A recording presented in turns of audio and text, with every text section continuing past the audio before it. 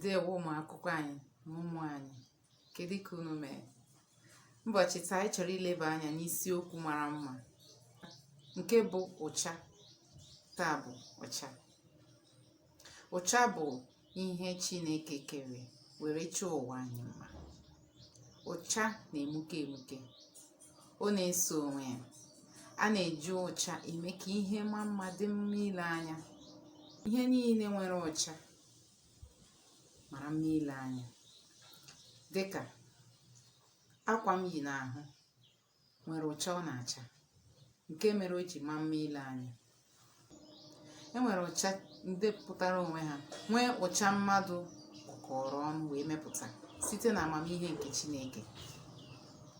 Anyị ga-akpọpụta ụcha ndị a anyị nwere, dịka anyị kwuru na mbụ na ụcha bụ ihe Chineke kere. N'ala Igbo anyị enwere ụcha. Ka anyị gaa n'ihu kpọpụta ụcha dị iche iche enwere n'ala Igbo. Anyị nwere oroma, uhie uhie.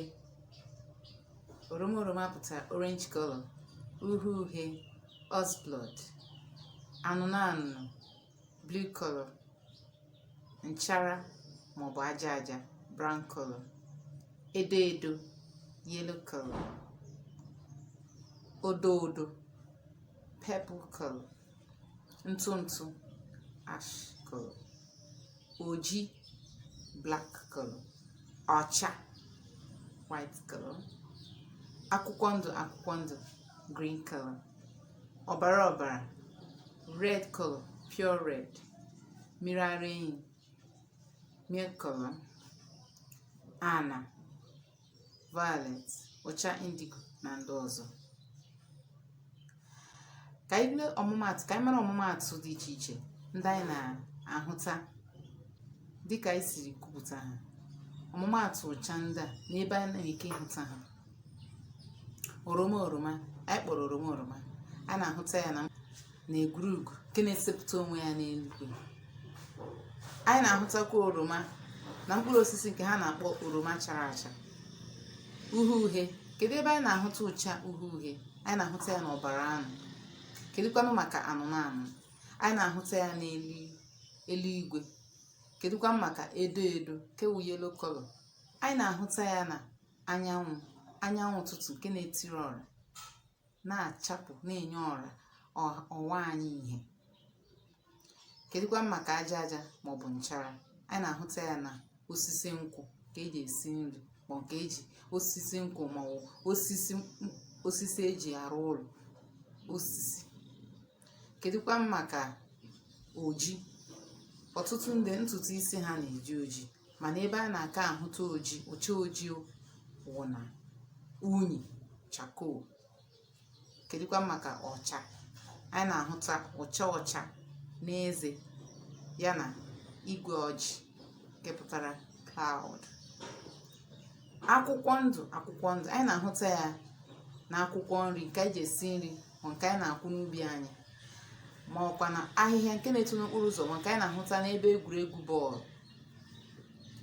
Ọ na-acha akwụkwọ ndụ. Kedụkwa maka ọbara nke ha na-akpọ pure red? A na-ahụta ya na mkpụrụ ose maọbụ tomato nke chara acha. Kedụkwa maka mmiri ara ehi? Mmiri ara ehi a na-ahụta ya na mmiri ara na-agbapụta n'ọnwa anụmanụ nwere ụkwụ anọ. Enwere ndị ọzọ, mana ka anyị kwuo ihe gbasara egwurugwu. Gịnị bụ egwurugwu? Egwurugwu pụtara gịnị? Rainbow. Ụcha egwurugwu bụ rainbow colors. Ụcha egwurugwu bụ ụcha na-esepụta onwe ya n'eluigwe mgbe ọbụla mmiri zochara. Ọ na-awụkarị n'ụtụtụ maọbụ n'ehihie mgbe ọbụla mmiri zochara. Ka anyị kpọpụta ha n'otu n'otu, n'ihi na ala Igbo anyị na anyị na-ahụkwa ụcha egwurugwu n'eluigwe. Ha bụ ndị a: anyị nwere ọbara, oroma, edo edo, akwụkwọ ndụ, anụnụ, ụcha indigo na violet. Chetakwa na uru ụcha bara bụ na ọ na-eme ka ihe dị mma ile anya, ọ na-emuke emuke. Ka ọ dịbazie ụbọchị ọzọ, ma gịnị ka unu ga-asị onwe unu? Unu emeela.